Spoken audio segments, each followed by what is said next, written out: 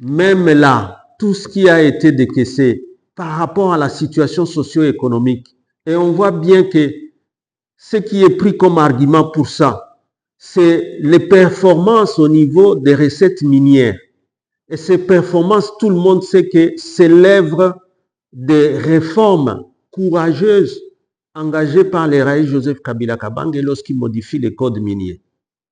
Et que donc ces bénéfices-là, lorsque vous voulez vous inventer, mais l'initiateur, c'est les Raïs Joseph Kabila Kabange, c'est lui qui a pris le courage, c'est lui qui a parlé à face de l'Occident qui n'était pas d'accord avec ces réformes du code minier, que ces réformes-là soient là. S'il y a alors des recettes minières dans ce sens-là, la personne à féliciter, c'est les Raïs Joseph Kabila Kabange et pas quelqu'un d'autre. Parce que dans l'entretemps, tout cet argent décaissé par FMI, qui a vu ça dans les sociales de la population? Parce que dans l'entretemps, lorsque les FMI vous parlent aussi des risques énormes qui peuvent faire balancer, c'est pour ça qu'il faut continuer à financer pour ne fût-ce que financer la balance des paiements. Mais entre-temps, avec le détournement de 200 millions, de 300 millions, de 600 millions, qu'on connaît avec ces régimes peuvent se féliciter de ça? Non, c'est vraiment une honte. Lorsqu'ils ne savent même pas engager un seul procès contre tous ceux qui détournent. Au contraire, ils viennent ici pour couvrir. Non, vous ne pouvez pas salir la dignité de quelqu'un, ainsi de suite. Pour couvrir ceux qui détournent cet argent. Voilà tout ce que nous pouvons dire, que c'était une communication ratée simplement comme une autre. C'est un gouvernement, comme l'a dit les communiqués du FCC d'ailleurs, que faute de justifier leur échec dans la gestion du pays, qui est une gestion chaotique, voilà, il faut aller attaquer chez Kaïbila, il faut s'attaquer à la police. Hier, c'est militant de l'IDPS. À Lubumbashi, nous voyons que ça fume partout. C'est toujours entre les militaires de l'IDPS.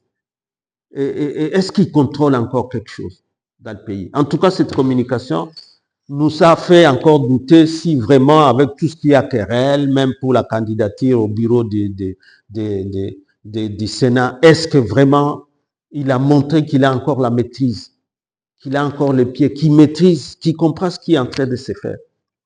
Et non chercher tout le temps des boucs émissaires. Non, les militants du PPRD, bravo, parce que quand déjà c'est le président de la République qui commence à accuser à tort et à travers lui-même, on les comprenait quand c'était encore ces militants, mais quand c'est lui-même, ça devient que ce travail qui est en train d'être mené silencieusement par les Raïs dans son silence là, et tous les militants du PPRD, je crois qu'ils sont à saluer dans la résistance qu'ils ont menée jusque-là.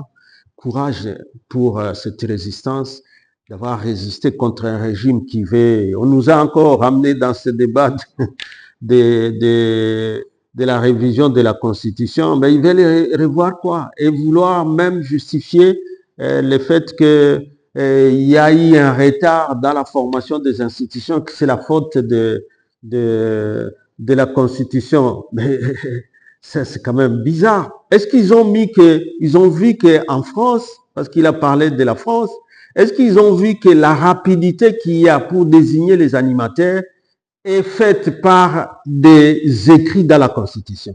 C'est la volonté, c'est la pratique constitutionnelle qui manque.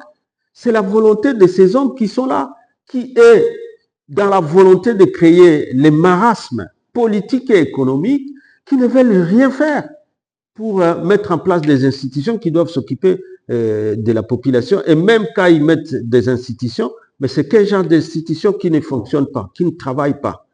Parce qu'entre-temps, les décisions mauvaises continuent contre la population, contre la vie, la sécurité de la population. Voilà ce que nous pouvons dire. Donc, et aussi à la population de rester vigilante.